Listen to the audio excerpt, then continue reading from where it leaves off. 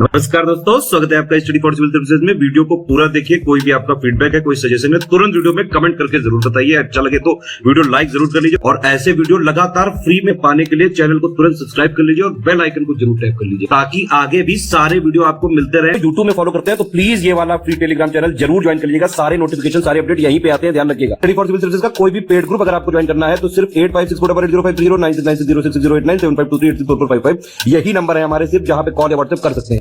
Instagram पे हमारा page जरूर फॉलो कर लीजिएगा, studyforcivil.services है।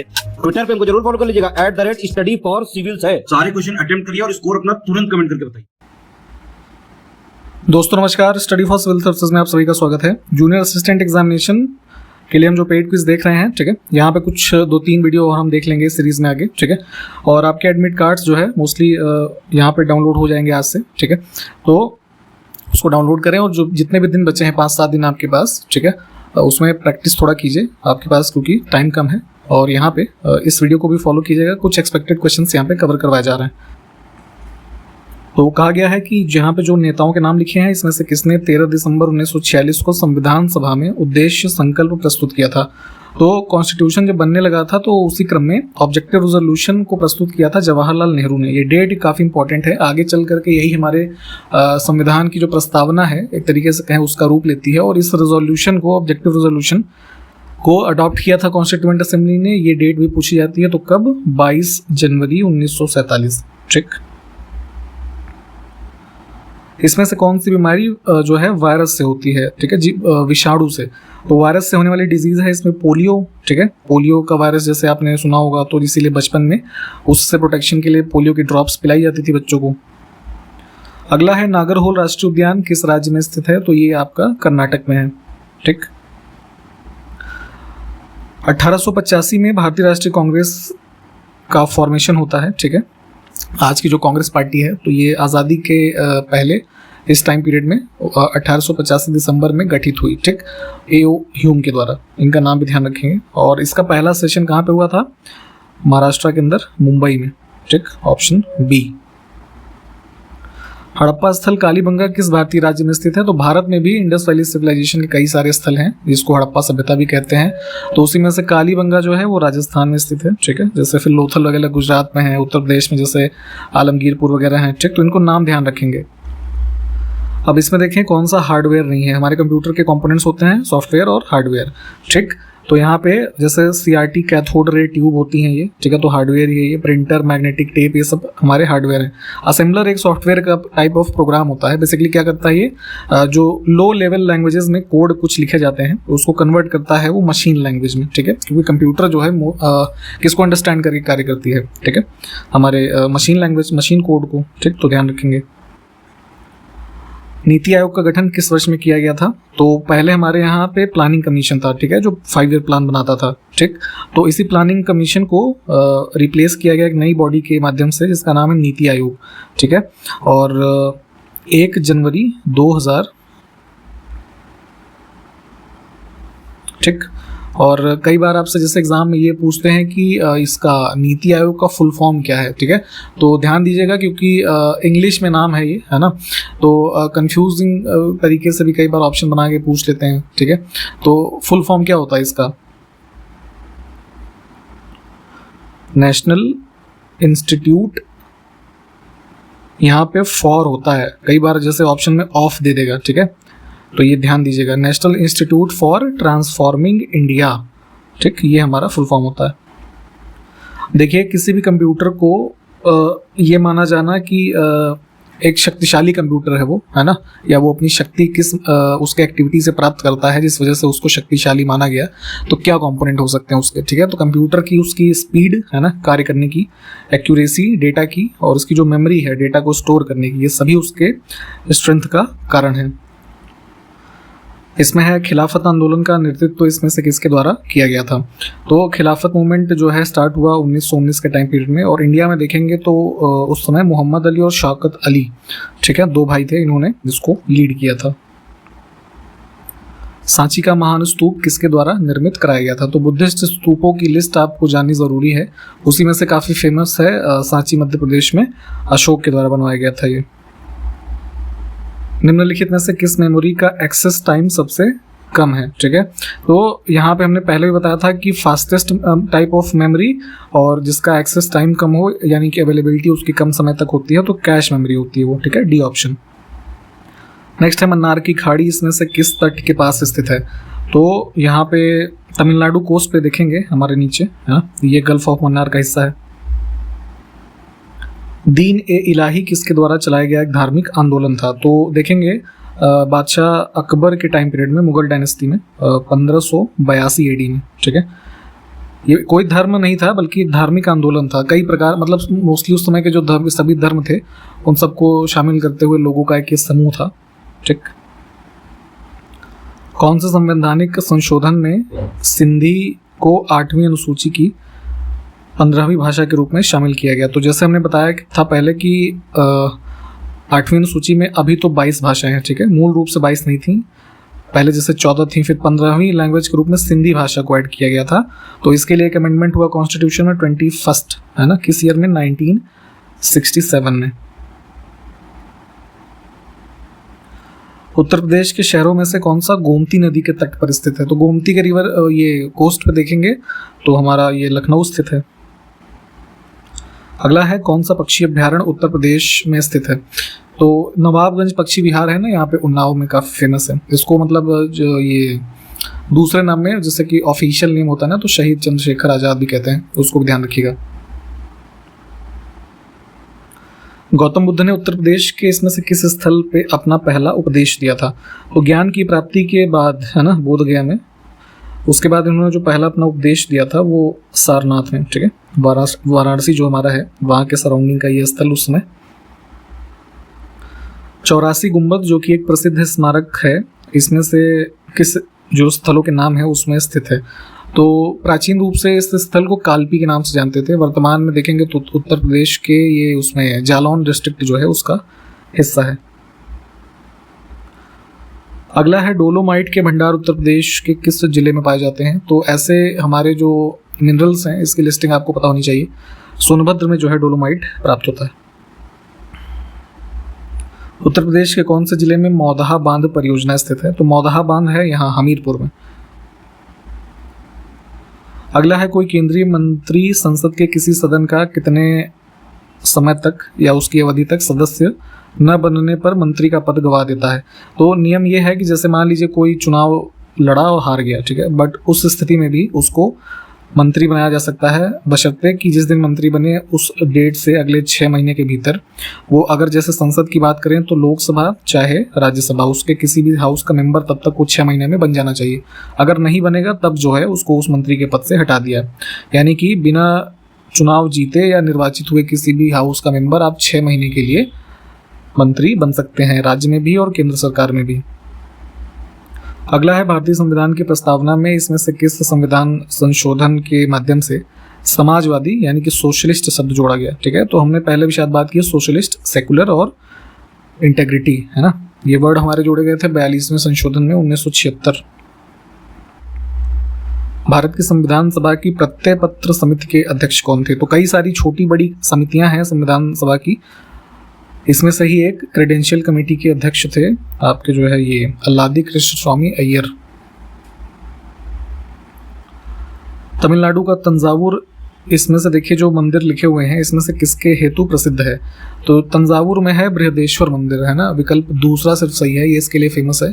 बृहदेश्वर मंदिर को किसने बनवाया था? राज फर्स्ट ने, ठीक, अराउंड जो है 1009 AD के आसपास। और किसको समर्पित है ये? भगवान शिव को, ठीक। तो चोल कला का एक वास्तुकला का उदाहरण है ये, इसको ध्यान रखेंगे। अगला है गोमतेश्वर की विशाल संरचना, यानी कि एक प्रतिमा है बेसिकली गोमतेश्वर की आकृति, जो कि जैनिज्म से संबंधित है, ठीक है। तो ये इसमें से किस राज्य के श्रवणबेलगोला में स्थित है? तो श्रवणबेलगोला है कर्नाटका का हिस्सा, ठीक। उत्तर प्रदेश की सबसे लंबी नहर कौन सी है? ठीक है, तो पूरे प्रदेश में सबसे नहरों की अगर बात करें तो शारदा नहर जो है इसका लेंथ सबसे ज्यादा है। निम्नलिखित में से कौन सी नहर उत्तर प्रदेश में अधिकतम क्षेत्रफल की सिंचाई करती है? तो अभी जैसे हमने बात की शारदा नहर की, ठीक है, तो शारदा नहर ही चूंकि क्षेत्रफल ज्यादा है तो उसी हिसाब से सिंचाई के क्षेत्र भी सबसे ज्यादा उससे ही संबंधित है, ऑप्शन सी। अब इसमें है उत्तर प्रदेश की सबसे बड़ी बहुउद्देशीय परियोजना निम्नलिखित में से कौन सी है। ऑप्शन फर्स्ट को चुनेंगे, रिहंद प्रोजेक्ट, जो हमारा रिहंद रिवर से, जो किसकी ट्रिब्यूटरी है, सोन की, ठीक है, उससे संबंधित है। निम्नलिखित में से कौन सा एक बांध उत्तर प्रदेश में नहीं है। तो आपका जो है बदुआ जो है यहाँ पे है, बिहार का डैम है बेसिकली, ये बांका जिले में है, ठीक। निम्नलिखित में से कौन सा विकल्प उत्तर प्रदेश की महत्वपूर्ण अनाज फसलों के नाम का उल्लेख करता है। तो बी विकल्प हो जाएगा, चावल, गेहूं, बाजरा, जौ और मक्का, ठीक है। ये हमारी प्रमुख अनाज वाली फसलें हैं जो उत्तर प्रदेश राज्य में उपजाई जाती हैं। अगला है भारतीय चीनी अनुसंधान, है ना, यहाँ पे मात्रा मिसिंग है, कोई बात नहीं। उत्तर प्रदेश के किस शहर में स्थित है, ठीक है। तो चीनी का जो रिसर्च इंस्टीट्यूट है ये हमारा कानपुर में है। उत्तर प्रदेश के आगरा जिले में कपास, यानी जिससे रुई वगैरह बनती है, एक गद्दे तकिया में सब डला जाता है जो, तो इसकी एक स्वदेशी किस्म की बुआई का उपयुक्त समय निम्नलिखित में से कौन सा है। तो इधर आगरा के रीजन में इसका प्रोडक्शन होता है और इसका जो कह लीजिए बुआई का सीज़न है ना, ये हमारा अप्रैल के फर्स्ट हाफ में, कह लीजिए पहला पखवाड़ा जो है। अर्जुन बांध नहर से उत्तर प्रदेश का लाभान्वित जिला इसमें से कौन सा है। तो धसान रिवर से संबंधित अर्जुन बांध, इसमें संबंधित जो हमारे लाभान्वित होने वाले ज़िले हैं, तो जैसे यहाँ पे हमीरपुर हो जाएगा इन विकल्पों में, ठीक है। इसके अलावा जैसे महोबा हो गया, ठीक, तो इनके नाम ध्यान रखेंगे। नेक्स्ट है उत्तर प्रदेश की पेयजल परियोजना इसमें से कौन सी है, ठीक है। तो ड्रिंकिंग वाटर एक डैम टाइप ऑफ प्रोजेक्ट है, ये गोकुल बैराज, है ना, कहाँ पे है, किस जिले में, मथुरा में। रिवर कौन से संबंधित है, यमुना। अब कुछ रीजनिंग के क्वेश्चंस को देख लेंगे। यहाँ पे हमारे पास एक अल्फ़ाबेट की सीरीज़ है और किस लॉजिक से अगला शब्द संबंधित है पिछले वाले से, वैसे यहाँ क्वेश्चन मार्क पे क्या फिल होगा। तो अगर हम इसमें देखें ध्यान से, तो जैसे UTSR हमारा पहला समूह है, अब इसमें क्या हो रहा है कि सारे में लेटर्स में +3 हो रहा है ना, तो उसी हिसाब से अगला लेटर क्लस्टर बना हुआ है। तो इसमें ही +3 करेंगे सब में, तो हमारा ऑप्शन सी जो है ये उत्तर हो जाएगा। हमारे पास 5 शब्द लिखे हैं, दिए गए शब्दों को तार्किक और सार्थक ढंग से सही क्रम में लगाना है। तो सबसे पहले आपके पास गेहूं होना चाहिए, ठीक है, यानी पहला विकल्प। उसको पिसवाएंगे तो आटा बनेगा, यानी चौथा। फिर आटे को गूंथ करके लोई बनाएंगे, है ना, तो दूसरा हो जाएगा, ठीक। फिर क्या करेंगे, उसको बेलेंगे, रोटी बनाएंगे, सेकेंगे, तीसरा आ जाएगा, ठीक है। सेकने के बाद फिर फाइनल हमारी रोटी बन जाएगी, ठीक है, खाने लायक। तो 1 4 2 3 5 बी विकल्प।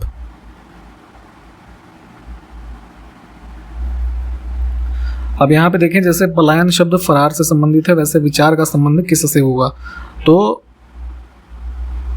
दोनों का मतलब लगभग सिनोनिमस है, पलायन हो जाना या भाग जाना।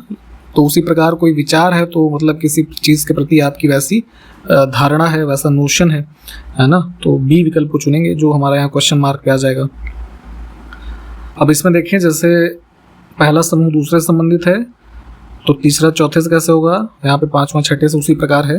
तो हो क्या रहा है, जैसे हमारा फेडरल वर्ड लिखा है, इधर जनरल लिखा है, कुछ नहीं किया गया है, इसको उल्टे क्रम से लिख दिया गया है, देखिए ध्यान से, है ना, वैसे यहाँ पे है। तो इकोनॉमी को भी हम उल्टा लिखेंगे, तो यहाँ पे देखिए ऑप्शन हमारा सी।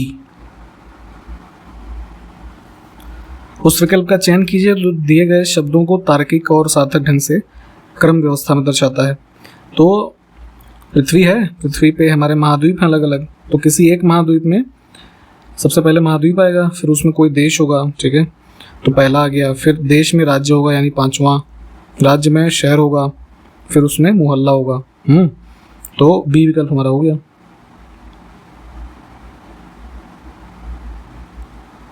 इस क्वेश्चन में हमारे पास एक क्वेश्चन है, उसमें स्टार चिन्ह लगे हुए हैं, ठीक है, और इसको संतुलित करने के लिए यहाँ पे जो ऑप्शंस दिए हुए हैं, तो किस पेयर को चुने कि हमारा इक्वेशन जो है ये सॉल्व हो जाएगा। तो सी ऑप्शन के हिसाब से इसको सॉल्व करके देख लीजिएगा।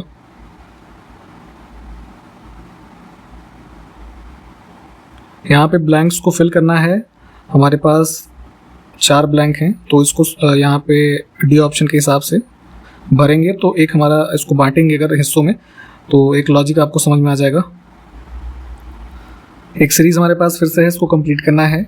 हमारे पास यहाँ पे लेटर क्लस्टर्स दिए हुए हैं। तो इसमें देखिए लॉजिक ये है, जैसे पहला लेटर हमारा है TUBE।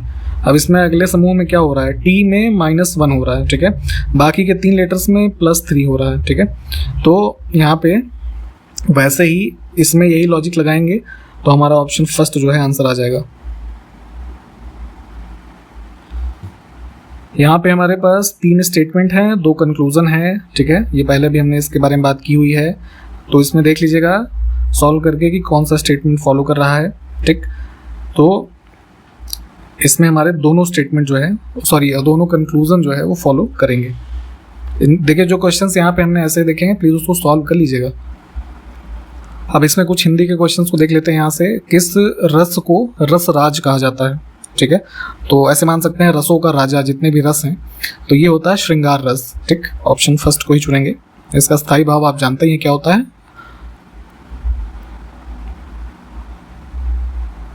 ठीक। यहाँ पे ब्रैकेट के अंदर हमारा जो चिन्ह है, ठीक है, ये वाला, ये कौन सा विराम चिन्ह है, ठीक। तो इसको विस्मयादि चिन्ह बोलते हैं, ठीक।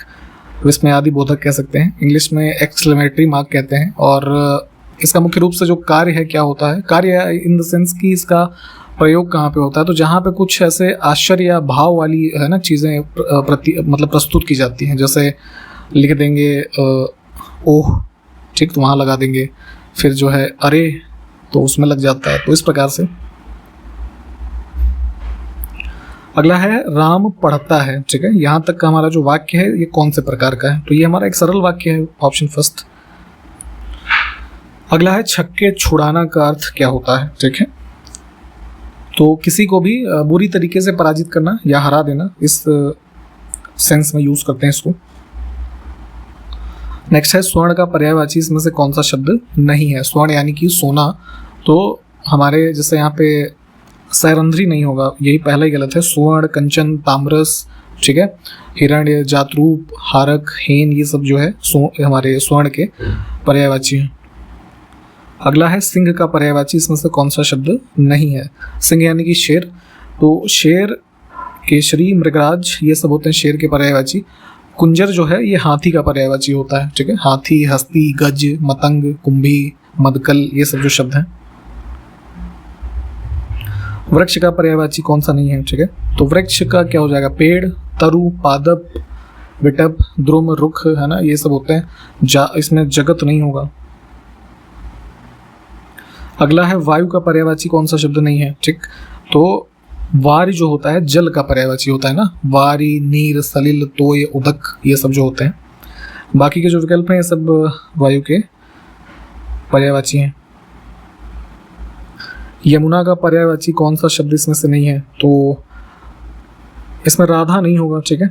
कालिंदी, सूर्य, सुता, भानुजा, इसके अलावा जैसे रवि तनया, और क्या होता है, कालिंदी तो हो ही गया, ठीक है। जैसे अर्क सुता भी होता है, ठीक है। तो इन सबको ध्यान रखेंगे। अब यहाँ पे आरती तथा आरती, इन दो जो हमारे शब्दों का युग्म है, इसका सही अर्थ बताना है दोनों का। तो पहले शब्द जिसमें छोटी ई की मात्रा लगी है उसका मतलब होता है विराग, है ना, या दुख, ये कह लीजिए। और दूसरे आरती का जो पूजा वगैरह से संबंधित है, तो इसमें बेसिकली इसका मूल रूप से अर्थ होता है कि धूप दिखाना, है ना, धूप या फिर दीप दिखाना, आरती करने का मतलब। तो ऑप्शन बी को चुनेंगे। फिर से हमारे पास शब्द हैं आदि तथा आदि, इसका सही अर्थ बताना है। तो पहले शब्द का अर्थ होता है आरंभ, जैसे बोलते हैं ना आदिकाल से कोई परंपरा चली आ रही है, ठीक। तो काफ़ी पहले से, आरंभ से। और दूसरा आदि का अर्थ होता है पीड़ा, है ना, मुख्य रूप से मानसिक व्यथा या फिर चिंता कह लीजिए। तो बी विकल्प को चुनेंगे हम। इसमें देखें प्रकृति के चतुर चतेरे कवि कौन है, ठीक। चतेरे या चितेरे बेसिकली लिखा जाता है, ठीक है, ठीक। तो ये उपाधि संबंधित है हमारे इनसे सुमित्रा नंदन पंत से, ऑप्शन डी जो है।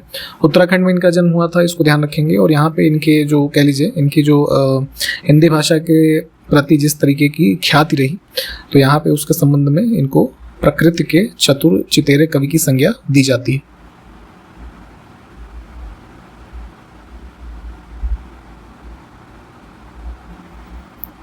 अभी इसी वीडियो में हमने स्टार्टिंग में देखा था कि संविधान में हमारे वर्तमान में स्वीकृत भाषाओं की संख्या कितनी है। तो 8वीं अनुसूची में कुल दर्ज संख्याओं की भाषाओं की संख्या कितनी है? 22। ठीक। सूरदास के गुरु का नाम क्या था? ये सब चीज़ें भी पूछ ली जाती हैं कई बार। तो ऐतिहासिक प्रमाणों के आधार पे माना जाता है कि श्री वल्लभाचार्य जो है वो सूरदास के गुरु थे। एक प्रमुख कह लीजिए रचना है उर्वशी, किसकी है? रामधारी सिंह दिनकर जी की, इसको भी ध्यान रखेंगे। और इसी के लिए उनको ज्ञानपीठ पुरस्कार जो है दिया गया। तो वर्ष बताना है, तो 1972 में मिला था इनको। शब्द हमारा है सम्मान, इसमें कौन सी संधि है? तो इसका विच्छेद होता है ठीक, तो क्या हो जाएगा? व्यंजन संधि हो जाएगी है। इसमें से कौन सी रचना धर्मवीर भारती ने की है? ठीक है, तो इनकी भी कई सारी पुस्तकें जो है प्रसिद्ध हैं, जैसे उपन्यास है गुनाहों का देवता, उसको भी ध्यान रखेंगे, काफ़ी फेमस है। और सूरज का 7वां घोड़ा, ये भी इनसे ही संबंधित है, विकल्प सी। एक और प्रसिद्ध पुस्तक पद्मावत, ये किसकी रचना है? तो मलिक मोहम्मद जायसी की रचना ये मानी जाती है। इस पर जो अलाउद्दीन खिलजी के समयकाल की एक अभी कुछ वर्षों पूर्व फिल्म भी बनी थी, उसको भी ध्यान अगर आपने देखा हो तो याद आ जाएगा। कुछ और पुस्तकें हैं, लेखक का नाम है, तो उस रेफरेंस में कौन सा युग्म सुमेलित नहीं है? तो यहाँ पे ऑप्शन डी में जो हमीर रासो पुस्तक है, इसमें इसके लेखक शारंगधर है ना, इनका नाम है, जागनिक गलत दिया हुआ है। अब है कि कंप्यूटर के मुख्य भाग इसमें से कौन कौन से हैं? ठीक, तो मुख्य रूप से देखिए 6 भाग माने जाते हैं। जैसे सबसे बता देते हैं आपको। पहला है क्या? CPU, ठीक है, एक अलग भाग के रूप में। ठीक, फिर रैम, रोम यानी कि रीड ओनली मेमोरी, ठीक है, 3 हो गए। इसके बाद जो चौथा जैसे सेकेंडरी मेमोरी कह लीजिए, सेकेंडरी स्टोरेज, ठीक, 5वां मदरबोर्ड और 6ठा सॉफ्टवेयर। इसमें से कौन सा कंप्यूटर का घटक यानी कि भाग नहीं है? तो बेसिक यूनिट जैसा कंप्यूटर का कुछ भाग नहीं होता है ना। इसमें CPU के भाग क्या नहीं है? ठीक है, तो जो प्राइमरी स्टोरेज है वो हमारा अलग कंपोनेंट है इसके अलावा। ठीक, इसमें ये ऑड हो जाएगा। CPU को कितने भागों में बांटा गया है? तो मुख्य रूप से 3 भाग माने जाते हैं इसके, अर्थमेटिक लॉजिक यूनिट और कंट्रोल यूनिट और आपका ये मेमोरी यूनिट। ठीक, तो 3 हो गए। कंप्यूटर का मुख्य सिस्टम बोर्ड क्या कहलाता है? तो जहाँ पर हमारे देखते हैं सारे कंपोनेंट्स मुख्य रूप से असेंबल्ड हैं, सॉफ्टवेयर और मोस्टली मतलब हार्डवेयर टाइप के, सॉफ्टवेयर तो खैर उसमें बात की चीज़ है। तो रैम, रोम, स्टोरेज, ये सब चीज़ें, तो ये क्या होता है? मदरबोर्ड होता है हमारा। इसमें से कंप्यूटर हार्डवेयर क्या नहीं है? तो अर्थमेटिक लॉजिक यूनिट, हमने शायद पहले भी इसके बारे में बात की हुई है कि क्या है, हमारे जो मैथमेटिकल ऑपरेशन या काउंटिंग से संबंधित संक्रियाएं हैं वो ये करता है। ठीक, अगला है कंप्यूटर सिस्टम के कार्यों को नियंत्रित कौन करता है? इसमें से तो CPU ही फंक्शन सारे जो है कंट्रोल करेगा। अगला है सहायक यानी कि ऑक्सिलरी, इसको इंग्लिश में कहते हैं। इस मेमोरी को लोकप्रिय रूप से किस नाम से जाना जाता है? तो हमारे जो सेकेंडरी स्टोरेज होता है इसको कहते हैं ऑप्शन बी। कंप्यूटर का वह हिस्सा जहां पर डेटा तथा निर्देश भरा होता है। तो जितने भी हम इंस्ट्रक्शन और जो भी कह लीजिए अन्य चीज़ें हैं, डेटा, उसको स्टोर कहाँ करेंगे? किसी स्टोरेज डिवाइस में ना। तो मेमोरी यूनिट हमारा इसका उत्तर होगा कि जहाँ पर इस तरह की चीज़ें स्टोर की जा सकती हैं। ऑप्शन सी करेक्ट हो जाएगा। ठीक है, तो यहाँ पे हमने इस वीडियो को कंप्लीट कर लिया है। सारे क्वेश्चन देख लीजिए, रीजनिंग के क्वेश्चंस को सॉल्व कर लीजिएगा। कंटिन्यू करेंगे अगले वीडियो में। तब तक के लिए नमस्कार, जय हिंद।